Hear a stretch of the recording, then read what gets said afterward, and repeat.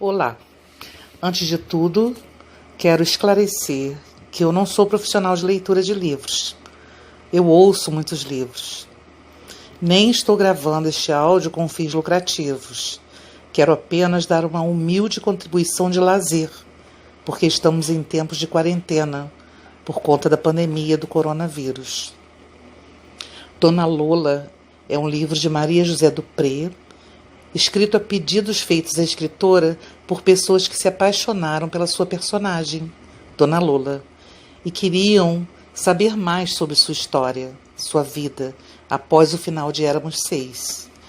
É um livro raro, não encontrado com facilidade em todo o Brasil, hoje em dia. O meu eu consegui em Mato Grosso do Sul. É uma edição da editora Saraiva, de 1958. Também não posso atender, infelizmente, a pedidos de envio de PDF. E isso me motivou mais ainda a fazer esse áudio. Por favor, desculpem qualquer erro, porque eu também não tenho experiência com áudios, com edição de áudios. E eu vou postar como eu ler, sem edição. E eu ainda não li, vou ler junto com vocês. Espero que gostem. Por causa de questões machistas, da época em que ela vivia, a Maria José Dupré usou por algum tempo o pseudônimo de Senhora Leandro Dupré. Senhor Leandro, no caso, era o marido dela.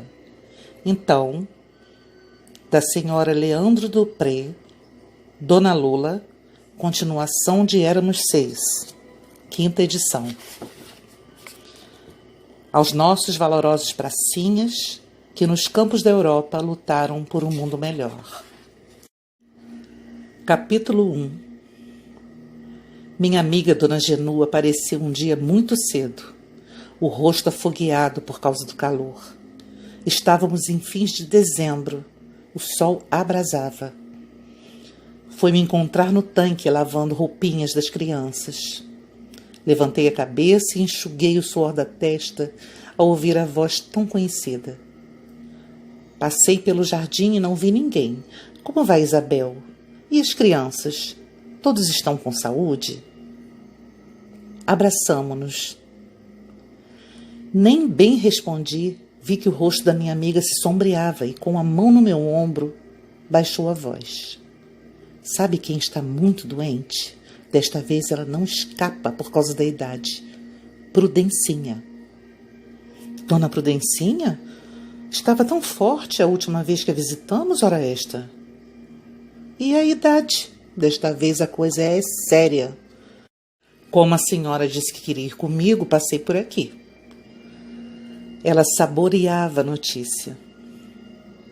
Meu pensamento voltou-se para a pensão de irmãs, onde eu havia residido, e os anos pareciam não correr para aquelas que lá moravam e rezavam na capela todas as manhãs.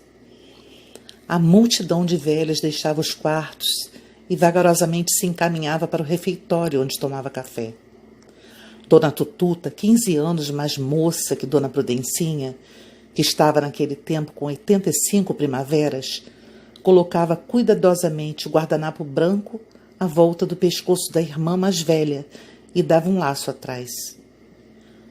Dona Prudencinha, cansada de tanta idade e tanta vida, tinha a cabeça um pouco fora do lugar e derramava leite no vestido todos os dias. Os braços reumáticos perdiam as forças e a irmã encostava-lhe a xícara à boca e ela sorvia o leite fazendo ruído como criança. Sua boca murcha de lábios finos chupava avidamente, depois mastigava torradas com manteiga, mostrando as gengivas rosadas e rijas. Há 3 anos, as 2 irmãs viviam na pensão. A mais moça sempre vigiando a mais velha. Depois do café, as velhas empurravam as cadeiras para trás e, em grupos de 4 e 5, dirigiam-se à capela e assistiam à Santa Missa. Dona Prudencinha espantava moscas e olhava o padre com indiferença. Quando seu olhar encontrava outro, sorria sacudindo a cabeça, os olhos pequeninos e espertos. Depois da missa, as velhas fechavam-se nos quartos até a hora do almoço. Armavam gavetas, costuravam, olhavam retratos.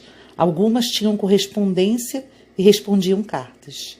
Outras, com um rosário nas mãos, continuavam a rezar para ganhar o céu e a cochilar nas cadeiras de balanço que rangiam suavemente. A paz era profunda, como a do Senhor. Somente no jardim, pássaros chilreavam e saltitavam no chão, na relva, nas árvores e na gruta tosca, sobre os ombros de Bernadette, que de joelhos adorava a Virgem de fita azul na cintura. Quando a sineta tilintava para o almoço, as portas dos quartos se abriam e a multidão de velhas inundava os corredores, a escada, em busca do refeitório. Umas recendiam a água de colônia, outras a brilhantina rançosa, outras a remédio ou a azedo. Dona Tututa escutava Dona Prudencinha, que andava o mais depressa que podia, pensando na comida. Tinha um apetite insaciável. Repetia os pratos, reclamava quando a irmã negava-lhe qualquer coisa, batia os pés no chão, fazia cara de choro, os olhos lacrimejando. A boca não cessava de mastigar, e quando via os pratos vazios à sua frente, parava um pouquinho, recostava-se à cadeira, largava o corpo e suspirava, pensando na sobremesa e no café. Então Dona Tututa limpava-lhe a boca com cuidado e ela tornava a sorrir e arrotava alto, seguindo com os olhos de gula a goiabada e o queijo que a empregada depositava na mesa. Terminando o almoço, as velhas seguiam pelo corredor afora, na direção dos quartos. Algumas conversavam na salinha, falando mal da pensão. Outras faziam tricô, outras saíam a passeio, outras ainda rezavam e cochilavam, o rosário entre os dedos frágeis. Lá fora, os dias eram bonitos ou feios, havia guerras ou não havia. Para as velhas, eram sempre iguais. Docemente esperavam a morte. E todas as tardes, uma andorinha descansava sobre a cabeça de Bernadette, e enquanto alisava as penas, soltava queixumes trêmulos. Troquei de sapatos e vesti meu costume preto e surrado para acompanhar minha amiga. Fomos depressa. Dona Prudencinha, que apesar da idade era a mais forte das velhas, agora estava com pneumonia. Dona Genu arquejava de calor e dos quarteirões que tínhamos de vencer antes de chegar à pensão. Velha e com pneumonia é a morte, explicava minha amiga. Ontem telefonei para saber, estava com 40 de febre. Desta vez não escapa. Eu duvidava. Falava na saúde de Dona Prudencinha, lembrava que no último Natal todas as velhas haviam tido indigestão e Dona Prudencinha, que comera no almoço metade de um pato recheado e meia travessa de castanhas, nada tivera. Se não fosse o reumatismo nos braços... Ah, mas agora é pneumonia, teimou minha amiga, esbaforida e suarenta. Acha que uma pessoa com a idade dela pode escapar dessa doença? A senhora vai ver, o caso é gravíssimo. E andava mais depressa, com medo que a doente escapasse. Olhei o rosto gordo e suado de Dona Genu. Irradiava contentamento. Lembrei-me de que anos atrás, quando éramos vizinhas, eu descobrira com surpresa que ela gostava dos mortos. Farejava de longe quando alguém da vizinhança, fosse quem fosse, estava para morrer. Apresentava-se sorrateira na casa do doente e, com palavras ternas de consolo, voz compungida, preparava-se para passar as noites. Já levava de prevenção na grande bolsa de couro pente, escova, às vezes uma blusa para trocar. Prestava serviços inestimáveis, quase alegre. Quando o doente morria, com que presteza ela lidava com o cadáver. Com que facilidade e habilidade ela o lavava e o vestia. E punha-lhe flores no peito, penteava-lhe os cabelos com carinho. Lembrava detalhes que os parentes tinham esquecido. Tomava conta da cozinha. Preparava xícaras de café em bandejas que descobria na despensa. Ordenava canja para os que passavam a noite. Solícita, maternal, incansável. Se o morto era moça, passava-lhe levemente batom nos lábios, arrumava com cuidado os cabelos enfeitados. De quando em quando, espevitava as velas, tirava o espermacete, acariciava a cabeça do defunto. Tornava a arrumar as flores e, no seu passo cadenciado, ia para os fundos da casa, cochichava com um, falava com o outro, voltava, dona de tudo. Continuamos a andar. A pensão estava perto. Dona Genu deu uma palmadinha na bolsa. Trago aqui as coisas para passar a noite. Creio que ela não amanhece. Sou muito prevenida. Entramos. O silêncio era maior na pensão. Quando nossos passos ressoaram no corredor, as cabeças das velhas surgiram nos vãos de todas as portas, assustadas e atormentadas. A morte rondava. Dona Genu empurrou com decisão a porta, pôs a cabeça para dentro do quarto, espiou, escutou. Um bafo quente de bolor e de urina espalhou-se no corredor, onde 2 ou 3 velhas haviam nos seguido e esperavam rentes à parede, cheias de curiosidade. Uma irmã de touca branca e rosto ainda mais branco apareceu e nos olhou calmamente, respondendo ao olhar interrogativo de minha amiga. Ela está melhor. A febre baixou esta madrugada. O rosto de Dona Genu escureceu de sombras. Será possível? Eu telefonei ontem à noite, disseram que ela estava com 40 graus de febre. Mais de 40, estava desenganada. Dona Tututa convidou-nos para entrar e ver o doente. Dona Genu foi a primeira. Dirigiu-se ao leito, colocou a mão aberta na testa de Dona Prudencinha. Voltou-se desapontada. Então ela melhorou? Que coisa!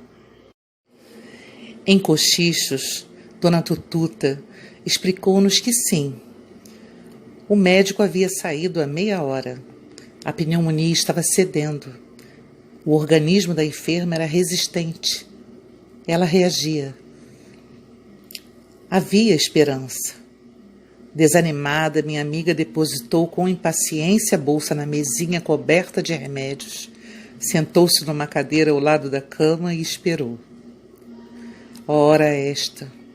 Ainda no caminho vim dizendo para Dona Lola que desta vez seria difícil Prudencinha escapar. Com a idade que tem. Mas ela foi sempre muito forte, sussurrou Dona Tututa. Ah, mas com a idade que tem? Ela não está com quase 90? É incrível, nunca vi isso. Qualquer outra esticava. Lembrando que suas palavras não eram muito consoladoras, corrigiu. Ah, graças a Deus. No íntimo, disfarçava a revolta. Fora frustrada dessa vez. Conversamos em voz baixa no meio do quarto. Quando a doente fazia um movimento ou gemia, Dona Genu se debruçava com solicitude, observava, escutava, passava a mão na sua testa, pegava-lhe o pulso, admirada de haver se enganado. 1 hora depois, Dona Prudencinha mexeu-se, abriu os olhos, pediu um prato de canja. Dona Tututa deixou o quarto para encomendar a canja. Dona Genu voltou-se para mim indignada. Já viu que coisa? Pensei que não passasse de hoje. Ainda vai sarar. Imagine, tá pedindo comida? Velha danada.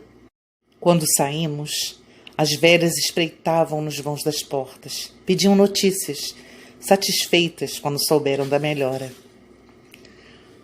Prudencinha ainda vai enterrar essas corriqueiras, sussurrou minha amiga. Velha dura como o diabo. Para mim, a morte esqueceu-se dela. Uma semana mais tarde, o filho menor de Isabel caiu doente. Isabel dava-lhe colherinhas de leite, mas ele recusava. Apertava os lábios e empurrava a colher com as mãozinhas indecisas, quase sem forças. Ela se desesperava, inclinava a cabeça despenteada, suplicava com voz chorosa. Tome um pouquinho, meu filho, um pouquinho só. Era quase noite. A lâmpada da cozinha era pequena e a luz tão fraca que mal se distinguiam os objetos. O fogo alegre e brincalhão dava estalinhos secos. Ouvi passos cautelosos na calçadinha que circundava a casa. Ele vinha sempre assim, silencioso, como quem quer surpreender, descobrir coisas erradas. Isabel estava na cozinha com Zezinho no colo, os filhos mais velhos no quarto. Os passos cessaram na porta da cozinha e, antes de tirar o chapéu ou dizer boa noite, perguntou: está melhor?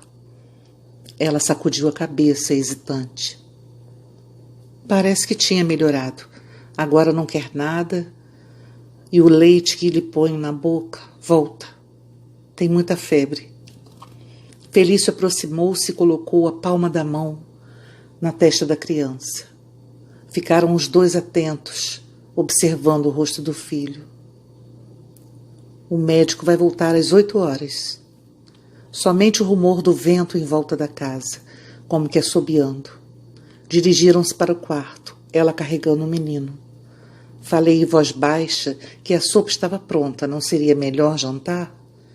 Tomar a sopa, ao menos? Não responderam. As crianças que estavam no quarto vieram em silêncio, sentaram-se à mesa da cozinha. Cortei o pão em pedaços pequenos. Ninguém falava. Fui ver se precisavam de mim. O quarto de Isabel e Felício dava para a sala de jantar. Empurrei a porta. Zezinho estava agora no colo do pai, virando a cabeça de um lado para outro, dando gemidos suaves. Isabel ia e vinha, guardando roupas esparsas, enfileirando vidrinhos de remédios na cômoda. Do canto, sobre a mesinha da cabeceira, vinha uma luz mortiça, azulada. Ela esticou a colcha, pôs os travesseiros no lugar, depois de sacudi-los, ajuntou xícaras e pratos usados e levou-os para a sala. Vão tomar um pouco de sopa. Eu fico aqui com o menino. Ela voltou, dobrou a toalha de banho, depois ficou de pé, na frente do marido, olhando a criança. Insisti que ela precisava alimentar-se, comer um pouco, ainda mais no estado em que estava. Ela continuou de pé, sem responder. A cabeça de Zezinho era como uma bola. Virava para a direita, voltava para a esquerda, como à procura de alguma coisa. Pensei no Arlequim. Da sua boca pequena saíam queixumes suaves, as faces vermelhas de febre. Não quero jantar, não quero nada. A voz de Isabel era dura, revoltada. Voltei para a cozinha, onde os meninos estavam lavando os pratos e Sílvia enxugando. Ela me perguntou, fixando-me os olhos castanhos: ele está melhor, vovó? Parece que agora está melhor. Creio que vai sarar. As crianças foram dormir. Sentei-me ao lado do fogão e esperei. Esperei alguma coisa e ouvi o assobio do vento. A noite foi longa e incerta. De 2 em 2 horas, Felício ou Isabel vinham aquecer-se perto do fogo e tomar um pouco de café. Eu perguntava do menino, eles sacudiam os ombros. Parecia melhor, não sabiam. Ninguém sabia se o nosso Zezinho ia sarar ou morrer. Já madrugada, quando a luz do dia entrava frouxamente pela vidraça e minha cabeça pendia para o peito num cansaço imenso, Felício apareceu novamente e disse que o menino estava melhor. O médico tinha esperança. Fui ver. Zezinho dormia, um sono agitado, sobre o braço de Isabel, que cochilava, esgotada de fadiga. Então o nosso Zezinho está melhor? Está reagindo? Com muito cuidado, ela foi retirando o braço e disse que tomaria uma xícara de café. Tinha os pés tão frios. O médico veio mais 2 vezes esse dia. Foi numa tarde de inverno fria e escura. A chuva caía fininha, fininha, e as folhas das árvores dobradas para o chão pareciam chorar. Os olhos dele foram se fechando devagarinho, e a cabeça, que parecia uma bola, cessou de rolar. Isabel me olhou atemorizada, deu um grito. Mamãe, ele morreu. A mão que eu guardava foi esfriando, esfriando, como um passarinho. A casa ficou vazia. Silvia, Carlos e Eduardo, os irmãos mais velhos, pensavam que no mundo só havia brinquedos, pular com uma perna só, bonecas, brincar de esconde-esconde. Ficaram de repente sérios, olhos fundos, faces alongadas, bocas trêmulas, olhando o caixãozinho azul que ia indo pela rua fora. A vida ensinou-os num instante que, além de tudo que eles conheciam, havia dor também, uma dor profunda que aperta os corações, que esmaga. Os vestígios de Zezinho ficaram, pedaços dele em todos os recantos da casa. Um bico de mamadeira, uma página de revista arrancada com força, peças de roupa, o babador, no qual Isabel havia bordado com linha vermelha, José Felício. E, por fim, encontrei numa gaveta uma receita de sopinha de legumes. Isabel parecia uma estátua, não chorava e não falava. Sentada na cadeira da sala, ficava horas inteiras olhando o chão, parada e muda. Eu passava a mão na sua cabeça, procurava conversar, falava dos outros filhos. Silvia vive falando que quer estudar piano. Não sei onde essa menina viu piano, só fala nisso. Ih, vovó, se eu tivesse um piano... Tem músico na família, olha o tio Damião como toca bem. Até escreve música. Ela tem por quem puxar. Agora só fala nisso, mania. Um dia, ela apenas me perguntou com voz seca e olhar duro. Lembra como ele batia palminha? Eu ainda vi Isabel dançando diante dele, com um prato de mingau nas mãos, dizendo: bata a palminha para a mamãe. Onde está o filhinho da mamãe? E o riso de gengivas vermelhas, escancarando a boca, o agitar energético de braços, exigindo a sopa, os gritos, as mãos rechonchudas. Como não havia de lembrar? Isabel não chorava, os olhos secos, as mãos cruzadas sobre o ventre. Fixava o chão numa obstinação doentia. Dias passaram depois da morte do menino e ela com olhos parados. Não falava, não chorava. Os mais velhos olhavam aquela mãe tão estranha. Felício ia para o quintal, sentava-se com a cabeça entre as mãos. Isabel continuava imóvel, recusava os alimentos e só aceitava a água, que tomava aos copos, como se nunca pudesse extinguir aquela sede que a devorava. Carlos veio do quintal uma tarde com um boneco quebrado entre as mãos. Era o boneco que Zezinho abraçava todas as noites ao dormir. Colocou o brinquedo sobre a mesa, pôs-se a examiná-lo. Nesse instante, Isabel levantou a cabeça e olhou o boneco. Fitou-o intensamente durante alguns minutos. Depois fez um gesto como se quisesse pegá-lo. De repente, as lágrimas correram-lhe pelas faces e ela começou aos gritos. Meu filhinho, meu querido filhinho. Era um boneco à toa, um arlequim desengonçado, de pernas tortas. Mas cresceu, dominou, encheu a casa e foi colocado no quarto do casal sobre a cômoda, como se fosse a imagem do menino Jesus.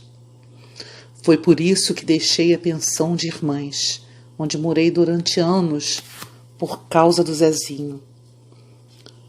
A casa parecia vazia sem ele, mas Isabel esperava outro filho. Felício passou dias e dias de cara enfarroscada, de mal com o mundo. Não saiu do quarto nem falou com ninguém. Quando eu chamava, de manso, com cuidado. Felício, venha jantar. Não quero. A voz vinha do fundo do quarto, zangada. Um dos filhos perguntava com medo. Papai não vem almoçar? Não. O café está na mesa, Felício. Não quero café. Quer chá? Não. Quer beber alguma coisa? Não.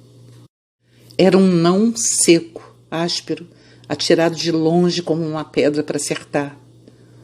Ele parecia um menino brincando sem vontade, perguntando e respondendo zangado. Onde está o fogo? A água apagou. Onde está a água? O boi bebeu. Onde está o boi amassando o trigo? Ele queria Zezinho, mas Zezinho fora embora num caixão azul enfeitado de ouro. Amores perfeitos amontoados no peito, margaridas nas mãos, rosinhas nos pés. Tão bonito, como um anjo a quem só faltassem asas. Com certeza, arranjou-as no caminho para alcançar mais depressa o reino dos céus. Anjinho. As últimas dores já não me marcavam. Eram como água deslizando sob pedra. Não penetravam. Eu me lembro de Isabel quando era solteira e ia aos bailes de vestido branco, fita nos cabelos. Nesse tempo era linda e leve, leve de corpo, leve de dores. Durante todos esses anos de casada, quando vieram os filhos e os trabalhos, esperei que de seus lábios viesse um queixume, um pedido de conselho ou uma palavra de arrependimento. Nada. E mesmo quando sofreu sua mais funda dor, seus lábios continuaram mudos. Ela passava e tornava a passar na porta do meu quarto, pesada e silenciosa. Ia à cozinha buscar alguma coisa. As crianças brincavam no quintal sem fazer barulho. Quando o pai estava em casa, a ordem era silêncio. Ela arrastava os pés inchados, despenteada, o rosto manchado de amarelo. Tornava a passar, a testa cheia de rugas. Quer que eu faça um café, Isabel? A água está fervendo. Ela ficava por ali suspirando, apoiando-se à mesa da cozinha, olhando através da vidraça os filhos sobre a ameixeira. As crianças preparavam-se para a escola. Eduardo era o mais velho, filho da primeira mulher de Felício. Tristonho e retraído, visitava a mãe uma vez por semana, aos sábados. Voltava com um pacote de doces e com os olhos vermelhos. Não sei o que Felício fez para tirá-lo da companhia da mãe. Isabel apenas me anunciou um dia. O filho de Felício vem morar aqui. Veio um menino magro, de olhar medroso, rosto cheio de sardas. Feio. Saía aos sábados e voltava tarde, devagar, delongando o momento de entrar. Trocava de roupa e, sem dizer palavra, procurava os irmãos no quintal. Tinha 12 anos. Carlos e Silvia eram os de Isabel, alguns anos mais moços. Os três pareciam quietos e retraídos. Só perdiam a timidez quando o pai se ausentava. Haviam residido no bairro do Cambuci, numa rua perdida no emaranhado de outras ruas. Depois mudaram-se para outra casa no mesmo bairro, quase no descampado, numa rua tortuosa, cheia de capim, onde eu viera também residir. Eu costurava e ouvia o silêncio durante as horas em que os meninos estavam na escola. Isabel e eu nos alternávamos nos serviços da casa. Raramente saíamos. Felício trazia todas as noites pacotes de mantimentos que esparramava na mesa da cozinha silencioso. Jantávamos dessa mesma mesa e muitas vezes somente o ruído dos pratos e talheres era ouvido na casa. Estávamos em agosto, fazia um mês que Zezinho se fora. Felício passou dias sem falar, sombrio, esbravejando por qualquer coisa, batendo portas, carrancudo. Um dia ouvi Isabel perguntar se já avisara a dona Venuta. Respondeu de mau humor, virou as costas. A porta estalou com um baque. Uma semana depois, Felício veio ao meu quarto pedir para eu ficar com Isabel enquanto ia buscar a parteira. Estava chovendo e fazia frio. Isabel começou a gemer e a perguntar as horas, como se assim o tempo passasse mais depressa. E ele pôs-se a correr de um lado para outro, agitado, sempre auxiliava os partos da mulher. Dizia que estudara medicina durante 2 anos e não havia necessidade de médico. O fogo de lenha crepitava no fogão. Fui ficando aflita. Tudo podia acontecer naquele ermo, sem telefone, sem comunicação.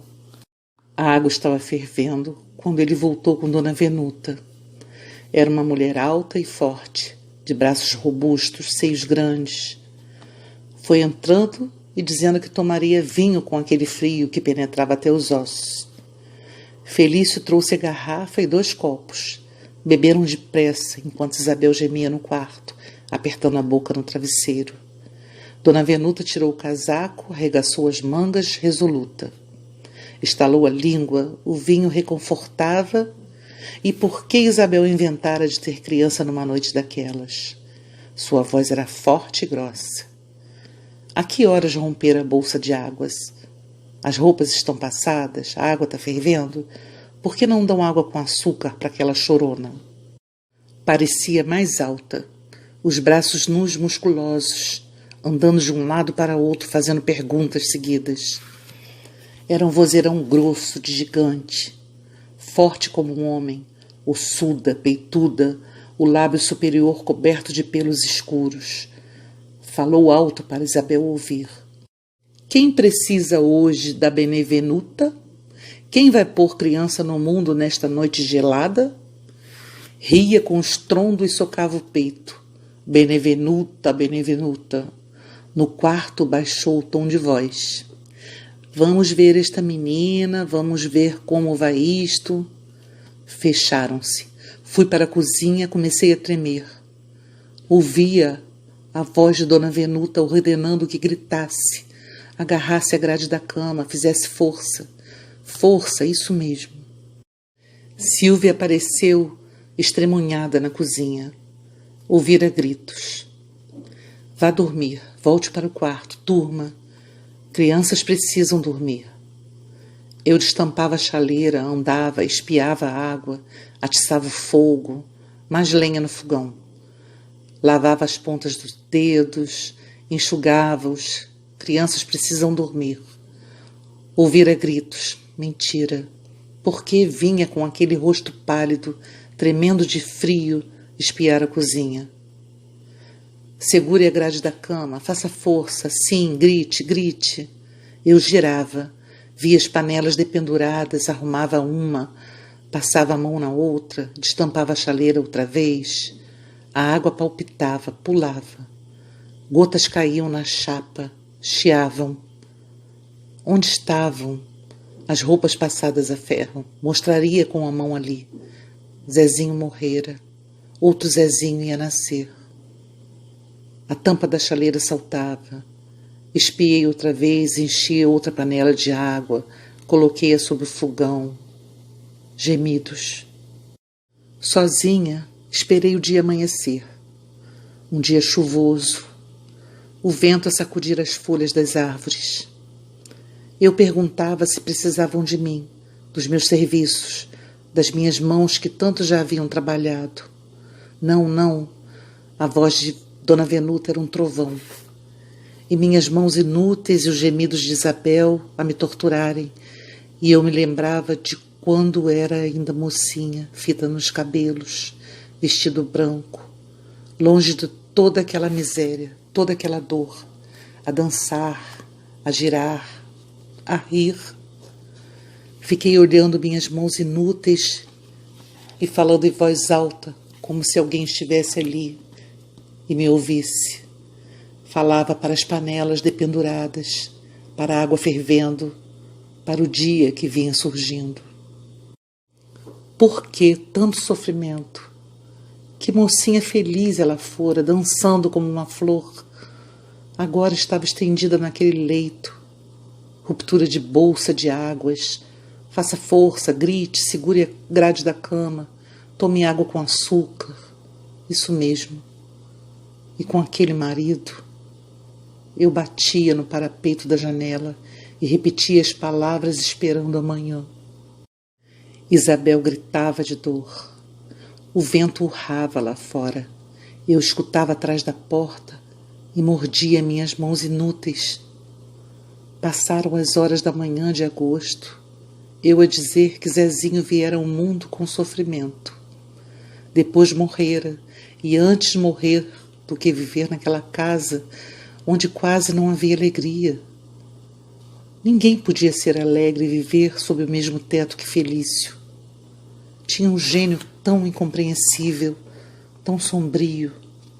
Batia nos filhos, sacudia as portas com tanta força que a casa parecia estremecer. Nesse tumulto de pensamentos, vi Felício sair do quarto e fumar um charuto no terraço. Voltou dizendo que estava ventando. Eu disse que lá ventava sempre. Como ela ia passando, não seria melhor chamar um médico? Na mesma. Não, não, para que médico? Essas coisas são assim mesmo. Sentou-se na cadeira que ocupava sempre para ler jornais e fumou serenamente o charuto, presente de Dona Augusta. Por que a dor não cessava? Não acabava de uma vez. Na mesma. Tapei os ouvidos. Grite, grite. Percebi vai e vem, movimento, passos apressados, batidas de porta, a voz de Dona Venuta num trovão a rolar. Onde estão as roupas? Corri, os gemidos cessaram, foram se encolhendo, amortecendo. Choro de criancinha. A parteira passou nos seus passos de gigante. Voltou, quebrou ampolas, injeções. A menina é uma beleza. Menina? O fio de linha para o umbigo, onde está? As roupas. A placenta saiu. As roupas estão aqui. Pode entrar, minha mãe. Ele está radiante.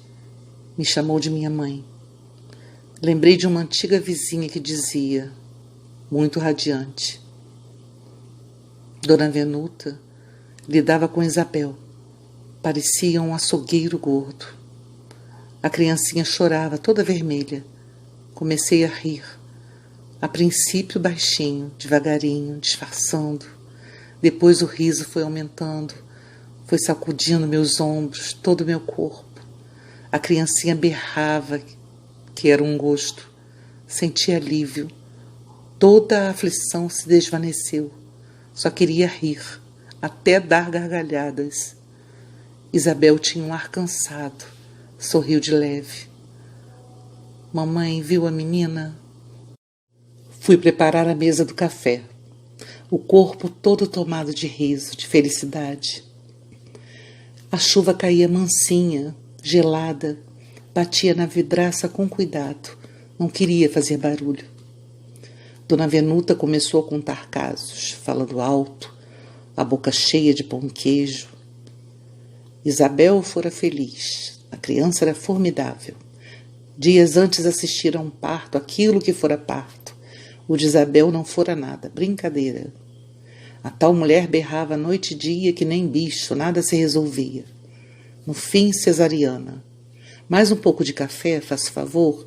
Sim, senhora, cesariana ali no duro. Boca cheia de pão e queijo, mastigou forte.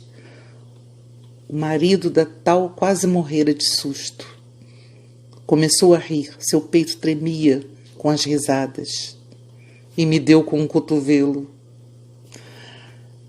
Está louca de alegria com a netinha e está disfarçando, não é? Pensa que me engana?